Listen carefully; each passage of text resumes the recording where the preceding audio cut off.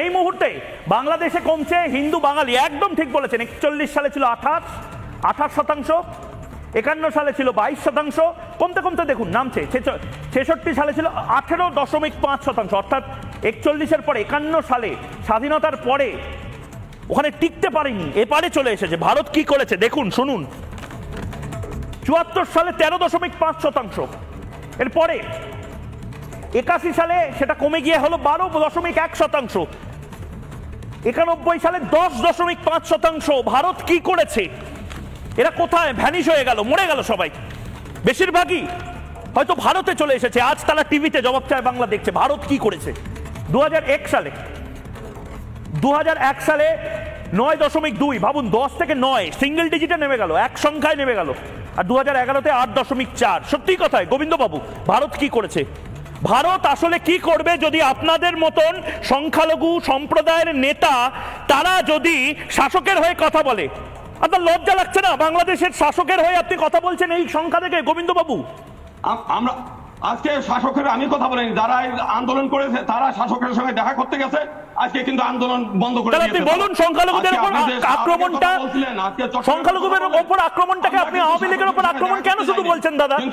সংখ্যালঘুদের উপর আক্রমণটাকে কেন আপনি আওয়ামী লীগের উপর আক্রমণ বলছেন? সংখ্যালঘুদের আপনার কষ্ট হয় না? আপনার কষ্ট হয় না? আপনার কষ্ট হয় না যখন হিন্দু বাড়িতে আগুন লাগে? আপনার কষ্ট হয় না যখন হিন্দুদেরকে মারে?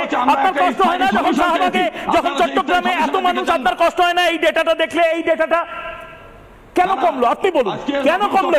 হিন্দু জনসংখ্যা কেন কমলো? একই প্রশ্ন করছি, হিন্দু জনসংখ্যা কেন কমেছে? হিন্দু জনসংখ্যা কেন কমেছে? কি করে 10% নেমে এলো? কি করে 8% নেমে এলো? হিন্দুগুলো সব গেল কই? বাংলাদেশে হিন্দুদের বিচার চাই।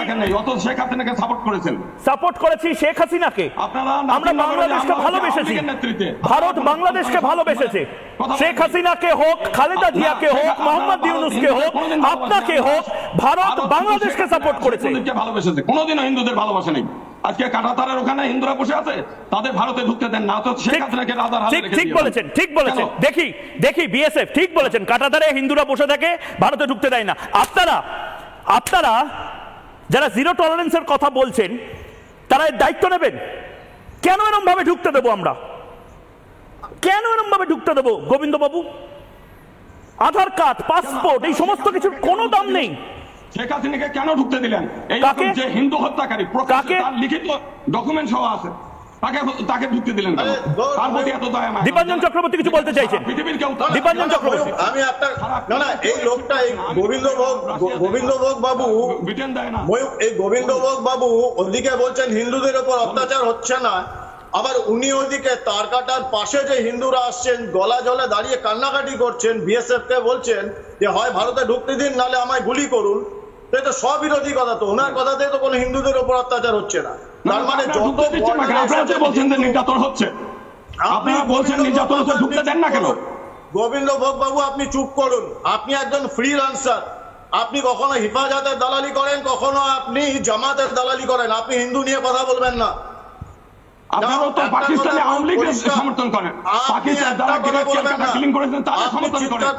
শেখ মুজিব 1947 সালে ভারত ভাগ করেছে, আপনি নিজেকে হিন্দুদের প্রতিনিধি বলে বলবেন না। মুসলিম লীগ আপনার সম্পর্কে হিন্দুদের কি বিচার সেটা আপনার থেকে আমিও ভালো জানি। হিন্দুদের কিছু বলা লাগবে না, গোবিন্দ ব্রাহ্মণকে একা সবকিছু করতে পারেন। আপনারা কেউ করেন দেখি, আপনার ভারত সরকার। আমি দুজনকে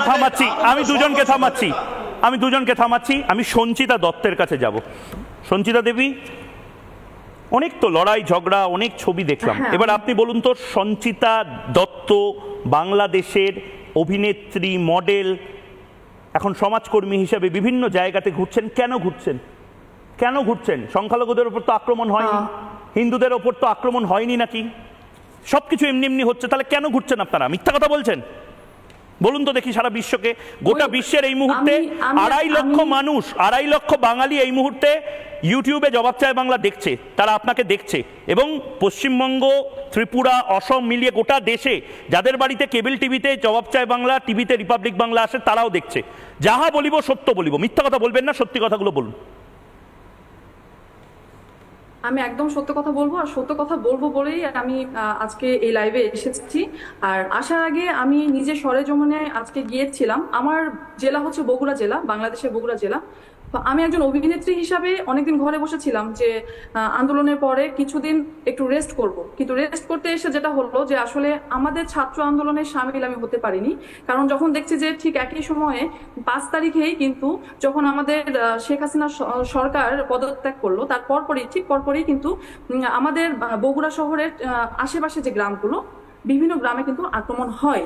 তো এই যে এই আক্রমণের খবরগুলো কিন্তু আমাদের কাছে ফেসবুকে আসতে থাকে এবং আমাদের ভিডিও ফুটেজের মাধ্যমে আমরা দেখতে পাই যে এখানে আক্রমণ হচ্ছে। তো তখন কিন্তু আমরা আনন্দে সামিল হতে পারি এবং ফেসবুকে আমি কোনো খবরই কোনো কিছুই প্রকাশ করিনি প্রথমের দিকে ছাত্র আন্দোলন নিয়ে। কিন্তু যখন দেখছি যে আমার হিন্দু ভাই বোনেরা এভাবে আক্রমণের শিকার হচ্ছে, তখন না পেরে আমি আন্দোলনে নামি যে না, এভাবে তো আসলে হয় না। কারণ এই দেশটাও তো আমাদের, এই দেশটাকে যদি আমি পরিবার মনে করি, আমি ডক্টর মোহাম্মদ ইউনূসকে স্যারকে আসলে সম্মান জানিয়েই বলি। উনি আজকে বলেছে যে এই বাংলাদেশটা আমাদের একটা পরিবার, সেই পরিবারের একজন অংশ আমরা।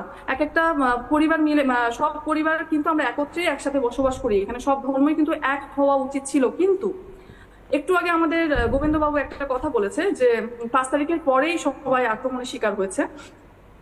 আজকে আমি আসলে সরেজমিনে গিয়েছিলাম হরিপুর গ্রামে, বগুড়া জেলার হরিপুর গ্রামে। তো এই গ্রামটাতে আমি ঢুকে আমি আসলে ভাবতে পারিনি যে এতগুলো আক্রমণের শিকার পরিবার পাবো আমি, ওরা যে এত বাজেভাবে অত্যাচারিত হয়েছে।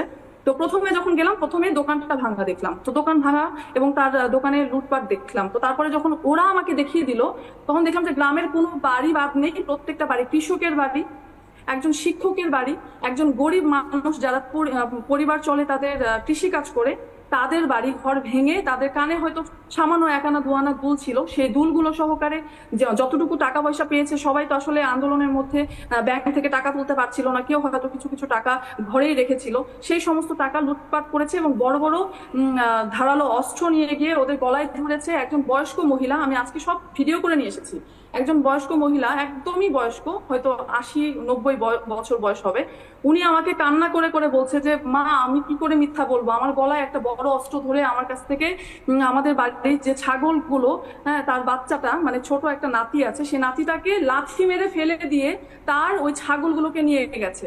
এবং আমি জিজ্ঞেস করেছি, প্রত্যেকটা ঘরে জিজ্ঞেস করেছি, আপনারা কি রাজনীতি করেন, আপনারা কি কোনোভাবে কোনো রাজনীতির সঙ্গে যুক্ত? ওনারা বলেছে যে কেউ আমরা রাজনীতি করি না, আমরা দিন এনে দিন খাই, সেই খাটাখাটনি করতে গিয়ে আমাদের দিন চলে যায়, আমরা রাজনীতি করব কখন? আমি বললাম যে আপনাদের রাজনীতির সঙ্গে কোনো জড়িত কোনো ব্যক্তি আছে আপনাদের এলাকায়? বলছে না, এই গ্রামটাতে আমরা 300-400 ঘর আছে হিন্দু, যারা কেউই রাজনীতির সঙ্গে যুক্ত না। এবং 2 জন উকিলের বাড়ি পেয়েছি, আমাদের বগুড়া কোর্টে উকিল, সেই 2টা হিন্দু উকিল। তো ওনাদের বাড়িতে আমি ভিজিট করেছি, ওনাদের বাড়িতে গিয়েও সেম একই ঘটনাই ঘটেছে। প্রত্যেকের বাড়িতে ভেঙে চুরে, কারো বাড়িতে গরু, কারো বাড়িতে ছাগল, কারো বাড়ি থেকে টাকা, একজনের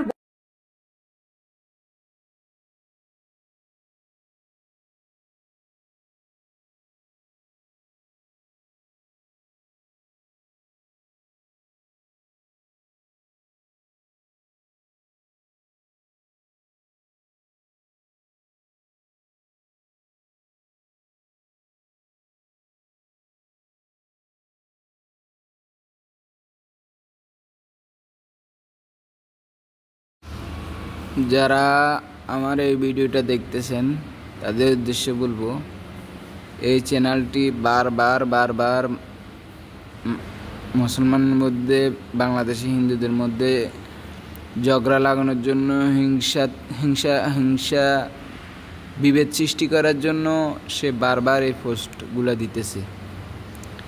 বারবার তারা এমনভাবে সংবাদ প্রকাশ করতেছে মানুষের মাঝে দ্বন্দ্ব বিভেদ সৃষ্টি করার জন্য। তো আমার বাংলাদেশে, আমি জানি, আমার থেকে ও ভালো জানে না, ও মাদারি আমার থেকে ভালো জানে না আমার দেশে কি পরিস্থিতি। ও উল্টাপাল্টা খবর পড়ে, আপনারা এগুলাতে কান দিবেন না, আপনারা এগুলাকে এড়িয়ে চলবেন। কারণ ওরা যেভাবে সংবাদ পড়তেছে, অনেকে এগুলার দিকে ফোকাস করবেন, পরবর্তীতে নিজেদের মধ্যে দ্বন্দ্ব সৃষ্টি হবে। অতএব এইসব সাংবাদিক থেকে, এসব খবর থেকে আপনারা দূরে থাকবেন, সবসময় এড়িয়ে চলার চেষ্টা করবেন। আমার বাংলাদেশে, আমার দেশে এরকম কোনো সমস্যা নেই।